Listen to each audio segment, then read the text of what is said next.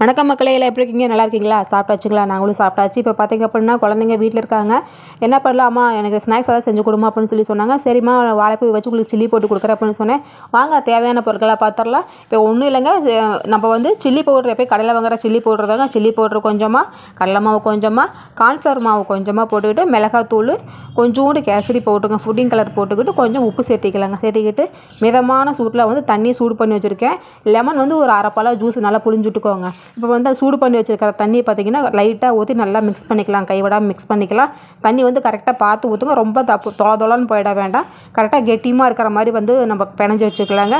நல்லா கைவிடாமல் ஒரு 5 நிமிஷம் நல்லா பிணைஞ்சிக்கிட்டோம் அப்படின்னா கரெக்டாக வந்து அந்த பக்குவம் வந்துடுங்க.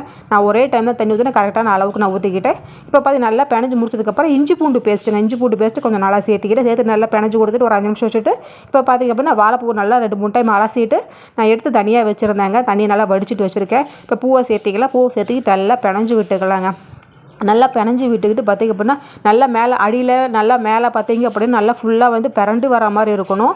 ஏன்னா வாழைப்பூக்குள்ளாரெல்லாம் அந்த மசாலா போகாது. அதனால் நல்லா வந்து நல்லா உள்ளார சுருட்டி பிரட்டி விடணும்.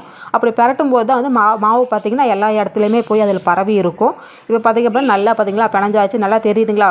எங்கேயுமே கேப் விடாமல் பாருங்கள், நல்லா ஃபுல்லாகவே மாவு இருக்குது. இப்போ பார்த்திங்க அப்படின்னா அடுப்பு பற்ற வச்சுக்கிட்டு வடை சட்டியை மேலே வச்சுக்கலாங்க. நிறைய சொல்லுவாங்களா பாமாயில் தாங்க யூஸ் பண்ணிக்கிட்டு இருக்கேன். சில ஸ்நாக்ஸ் செய்கிறதுக்கெல்லாம் வந்து பாமாயில் யூஸ் பண்ணிக்கலாம்னு சொல்லிட்டு பாமாயில் யூஸ் பண்ணிக்கிட்டு இருக்கேன்.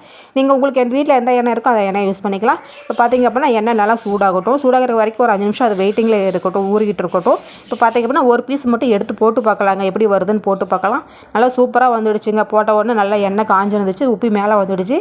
இப்போ என்ன பரபரன்னு எடுத்து கொஞ்சம் கொஞ்சமாக எல்லா எதுக்கையும் சேர்த்திக்கிட்டு பார்த்திங்க அப்புறம் நல்லா புசுன்னு மேலே வந்துச்சு. பாப்பா வந்து செல்ல பிடிக்கும், அம்மா என் மேலே எண்ணெய் விழுவுது அப்படின்னு சொல்லி செல்ல பிடிக்குமா. இப்போ நான் ஒரு கையில் செல்ல பிடிச்சிக்கிட்டு நான் தாங்க போட்டுக்கிட்டு இருந்தேன். இப்போ பாருங்கள் நல்லா புசுன்னு வருது பாருங்கள். நல்லா கிறிஸ்பியாக சூப்பராக வந்துருச்சுங்க. ஆனால் வந்து என்னது, அதை அரிச்சு எடுத்து போட்டுட்டு ஒரு பிளேட்டில் போட்டு காட்டலான்னு அதுக்காட்டி பாப்பாவும் தம்பி இன்ட்ரெஸ்ட்டாக அம்மா ஸ்மெல் சூப்பராக இருக்குமா அப்படின்னு சொல்லிட்டு அவங்க குடுன்னு எடுத்துக்கிட்டு ஓடிட்டாங்க. அதனால் வந்து அதை எடுக்கிறத காட்ட முடியல. இப்போ பார்த்திங்க அப்படின்னா உங்களுக்கு எதாவது செகண்ட் டைம் நான் போட்டுக்கிட்டு இருக்கிறேன். சூப்பராக நல்லா முருகலாக வந்துருந்துச்சு. நம்ம லோ ஃப்ளேமில் வச்சே செய்யணுங்க. இப்போ பாப்பா தம்பி பார்த்திங்கன்னா சாப்பிட்டுட்டு இருக்கிறாங்க. அவசரமாக சூடாகவே இருக்குது, அவசரமாக எடுத்து சாப்பிட்டுட்டு இருந்தாங்க.